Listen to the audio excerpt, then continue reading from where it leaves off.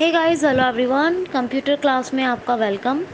अच्छा, मैंने आपको ट्रांजिशन टैब में पढ़ाया बहुत कुछ।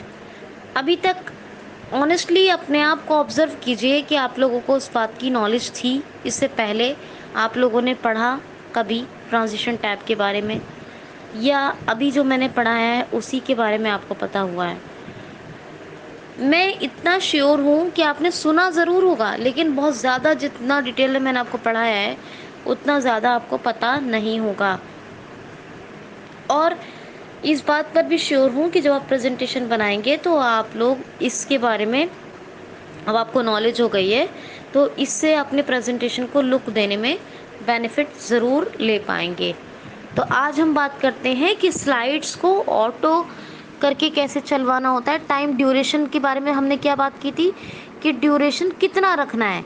मान लो एक स्लाइड के बाद जो अगली स्लाइड आएगी वो 5 सेकंड बाद आए, 10 सेकंड बाद आए, 2 सेकंड बाद आए, 3 सेकंड बाद आए, और 1 मिनट में हमारा पूरा प्रेजेंटेशन हो जाए। कितनी टाइमिंग सेट करनी थी कि कितनी टाइमिंग को प्रेजेंटेशन के बीच में फिक्स होना चाहिए। आज हम बात करते हैं कि ये खुद से चले या क्या करें। तो हम सबसे पहले कंप्यूटर खोलेंगे, प्रेजेंटेशन जिसमें हम काम कर रहे हैं ऑलरेडी ट्रांजिशन टैब में। और ट्रांजिशन टैब करने से पहले यूज़ आपको पता है, यूज़ करने से पहले क्या होना चाहिए, प्रेजेंटेशन शुड बी रेडी। तो एक प्रेजेंटेशन बना होना चाहिए ट्रांजिशन टैब में। मैं क्या करूँगी, सबसे पहले कि प्रेजेंटेशन में जाऊँगी, यहाँ पे मैंने ऑल्ट के किया, टैब किया। टैब करने के बाद मैंने थीम्स, जो मैं आपको बता चुकी हूँ, आया। टैप करने के बाद आया फिर मेरा इफ़ेक्ट्स के बारे में आपको बताया मैंने, इफ़ेक्ट्स कैसे लगाते हैं और ये हमारे प्रेजेंटेशन को कितना प्रभावशाली बनाते हैं। फिर टैप किया, फिर आया क्या इफ़ेक्ट्स के बाद, साउंड के बारे में बताया कैसे कैसे साउंड होते हैं। जैसे क्लिक ऐसे करके साउंड आएगा कैमरे का ही आएगा, ऐसा टन टन टन टन टन, ऐसे बहुत धीमे धीमे साउंड होगा, टन टन, ऐसे रिंग का साउंड आएगा। साउंड के बारे में बताया आपको। फिर टैप, इसके बारे में बताया। फिर टैप किया, टैप के बारे में टाइम ड्यूरेशन, ये भी मैंने आपको बताया कि ये एक्चुअली बेसिकली क्या है, स्लाइड्स के बीच में टाइम फिक्स किया जाता है। फिर टैप करेंगे तो आएगा क्लिक ऑन माउस।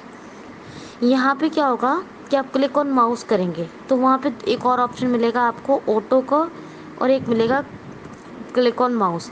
तो आप चाहें तो दोनों को सिलेक्ट कर सकते हैं। अगर आप नहीं चाहते, आप चाहते हैं कि सिर्फ आपका प्रेजेंटेशन माउस के थ्रू ही काम करे, सिर्फ माउस के थ्रू काम करे, जब आप कीबोर्ड या माउस पे क्लिक करें तभी आपकी स्लाइड आगे बढ़े, तो सिर्फ क्लिक ऑन माउस को क्लिक कीजिए। और अगर आप चाहें कि क्लिक ऑन माउस और ऑटो दोनों रहने चाहिए, तो क्लिक ऑन माउस पे जब आप क्लिक करेंगे तो वहाँ पे दो ऑप्शन दिखाएगा आपको, एक ऑटो का है ना, और एक दिखाएगा क्लिक ऑन माउस का। तो आप चाहे तो दोनों पे क्लिक कर लीजिए, या ऑटो पे रखिए, या सिर्फ क्लिक ऑन माउस पे रखिए। टैब से अप्लाई या फिर ओके का ऑप्शन आएगा, तो अप्लाई ओके का ऑप्शन आएगा, अप्लाई या ओके एक मिलेगा, तो वहाँ पे एंटर कर दीजिए। तो क्या होगा कि आपका प्रेजेंटेशन जब भी आप कनेक्ट करेंगे प्रोजेक्टर से या फिर कंप्यूटर पे चलाएंगे, तो वो जो उसकी मूवमेंट होगी वो सेल्फ मूवमेंट नहीं होगी। वो कैसी होगी, वो ऐसी होगी कि आपने अगर क्लिक ऑन माउस पे क्लिक किया है तो वो माउस के थ्रू चलेगा, और अगर आपने दोनों को थ्रू किया है तो आप ये नहीं कि सिर्फ ऑटो ही चले, आप जब चाहे उसको माउस से रोक भी सकते हैं, ये फ़ायदा। और सिर्फ ऑटो किया है तो प्रेजेंटेशन ऑटोमेटिकली पूरा चलेगा और ख़त्म हो जाएगा। क्या समझे? क्लिक ऑन माउस पे, माउस से क्लिक किया है तो माउस से ही चला सकते हैं, आगे बढ़ा सकते हैं स्लाइड्स को, अगर वरना अदरवाइज टाइमिंग तो आप पहले सेट कर चुके हैं। और अगर माउस पे क्लिक नहीं किया आपने, ऑटो पे किया है तो दूसरे नंबर पे, तो ऑटो से सिर्फ ऑटोमेटिकली चलेगा और रुक जाएगा। और आपने क्लिक ऑन माउस के बाद दोनों ऑप्शन आ रहे थे, माउस और ऑटोमेटिक, तो आपने दोनों पे क्लिक किया है, तो इसमें क्या होगा कि आपका ऑटोमेटिकली तो चलेगा, लेकिन आप चाहे तो माउस से उसको कहीं भी रोक सकते हैं या फिर चला सकते हैं, ये इसका फ़ायदा होगा। लेकिन दोस्तों ये एक्सेसिबिलिटी की प्रॉब्लम होती है इस टैब में, तो आप ये जो कुछ कर सकते हैं वो किसी ना किसी की हेल्प से ही कर सकते हैं, अदरवाइज़ आप हेल्प लिए बिना इसको बेहतरीन तरीके से नहीं कर पाएंगे। तो इतना ज़रूर फ़ायदा होता है जब हम इस टैब के बारे में जान लेते हैं तो हम किसी न किसी की हेल्प लेकर, हमें नॉलेज है सारी चीज़ों की, तो हम वो आराम से कर सकते हैं। सामने वाले को पता हो या ना हो, हम सिर्फ़ उसको ऑप्शंस पढ़वा के हम सिर्फ़ उससे आराम से करवा सकते हैं। तो क्या वहाँ पे स्लाइड सेलेक्ट करने का वैसे ऑप्शन तो नहीं आता है क्लिक ऑन माउस में, ऑटोमेटिक या क्लिक ऑन माउस आएगा। आप दोनों को क्लिक कीजिए, मेरी सलाह ये है, और टैब से ओके पे एंटर कर दीजिए। अच्छा, ये सारे सब कुछ करने के बाद सेव करना बिल्कुल मत भूलिएगा। सेव करने के लिए क्या करते हैं हम लोग, कंट्रोल एस। क्या करते हैं, कंट्रोल एस। और जब भी हमें पूरा प्रेजेंटेशन सेलेक्ट करना है तो हम क्या करेंगे, प्रेजेंटेशन जिस स्लाइड पर है उसी स्लाइड का कंटेंट सेलेक्ट करेंगे, तो क्या करेंगे, कंट्रोल ए। और जहाँ इफेक्ट और साउंड लगाने की बात आती है, तो जब स्लाइड को सिलेक्ट करना पड़ता है तो वहाँ पे माउस से ही दिखाता है सिलेक्ट करने का, तो वहाँ पे स्लाइड को माउस से सिलेक्ट करवाइएगा, ठीक है ना। अगर हर इफेक्ट और साउंड को एक ही स्लाइड पे, हर स्लाइड पर चाहते हैं कि सेम आए, एक ही इफेक्ट और साउंड आए, तो आपको दोनों को सिलेक्ट करना पड़ेगा।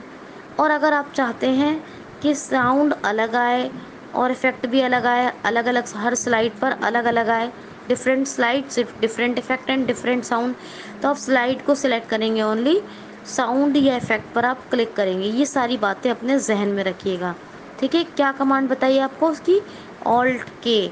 आज ये ट्रांजिशन टैब आपका ख़त्म हो गया। अब नेक्स्ट हम बात करेंगे एनिमेशन टैब की। क्या लास्ट टॉपिक था आज ये क्लिक ऑन माउस वाला, अब इसके आगे कुछ नहीं है ट्रांजिशन टैब में। Next we will talk about animation tab, और फिर डिफरेंस बताऊंगी एनिमेशन टैब में क्या होता है, ट्रांजिशन टैब में क्या होता है। तो हम लोग नेक्स्ट क्लास में इसी पर बात करेंगे।